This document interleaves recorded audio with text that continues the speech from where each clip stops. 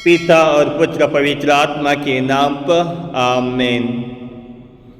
ख्रीस्त में मेरे प्यारे भाई और बहनों, आज के वचन संत मत्ती का सुसमाचार अध्याय 12 पद संख्या 1 से लेकर 8 तक लिए गए हैं। और आज के वचनों में हम सुनते हैं कि प्रभु यीशु के शिष्य जब गेहूं के खेत से होकर गुजर रहे थे, तब उन्हें जब भूख लगा तब उन्होंने गेहूं के बाले को तोड़कर खाया था। और इसको देखते ही फरीसी लोगों ने प्रभु यीशु से कहा कि उन्होंने विश्राम का दिन का उल्लंघन किया है, विश्राम के दिन को तोड़ा है। और इसके ऊपर प्रभु यीशु उन्हें याद दिलाते कि किस तरह से दाऊद ने जब उसे भूख लगा था तो उनके साथियों ने और दाऊद ने मंदिर में जो याजक लोगों के लिए जो भेंट चढ़ाए जाते उसको उन्होंने खाया था। यानी कि प्रभु यीशु ख्रीस्त हम सबको आज याद दिलाते कि उन्हें बलिदान नहीं बल्कि उन्हें दया चाहिए। आज के सुसमाचार में प्रभु यीशु कहते हैं कि मुझे बलिदान नहीं बल्कि मुझे दया चाहिए।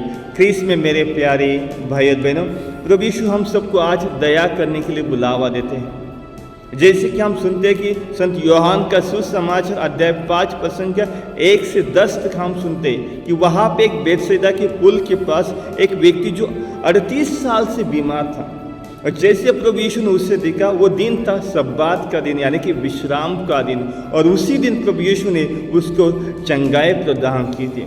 फिर से हम लोग सुनते सन लुकास का सुसमाचार अध्याय 13 पद संख्या 10 से लेकर, जहाँ पे एक 18 साल से एक महिला कुबड़ी थी। 18 साल से वो अपने जीवन में दुख तकलीफ से गुजर रही थी, और जैसे प्रभु यीशु ने उसे देखा और वो विश्राम का दिन था, तो भी प्रभु यीशु ने उसे चंगाई प्रदान की थी।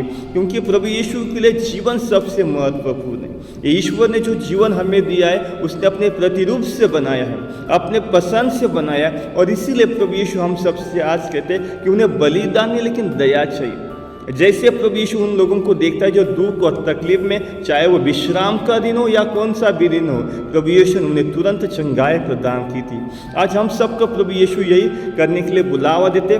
जब हमारे सामने कोई दुख और तकलीफ में है, तो अगर आज हम उसकी मदद कर सकते, तो आज हम ये नहीं देखना कि मेरा समाज क्या कहता है, ये नहीं देखना कि मेरा कानून क्या कहता है, ये नहीं देखना है कि आज मेरा कौन सा समय, बल्कि केवल हमें दया देखना है, उसके ऊपर तरस खाने के लिए प्रभु यीशु आज हमें बुलावा देते हैं। क्योंकि प्रभु यीशु इन सारे रीति रिवाजों से ऊपर है, प्रभु यीशु इन सारे नियमों कानून से ऊपर है, क्योंकि उसके लिए केवल मनुष्य का जीवन सबसे महत्वपूर्ण है।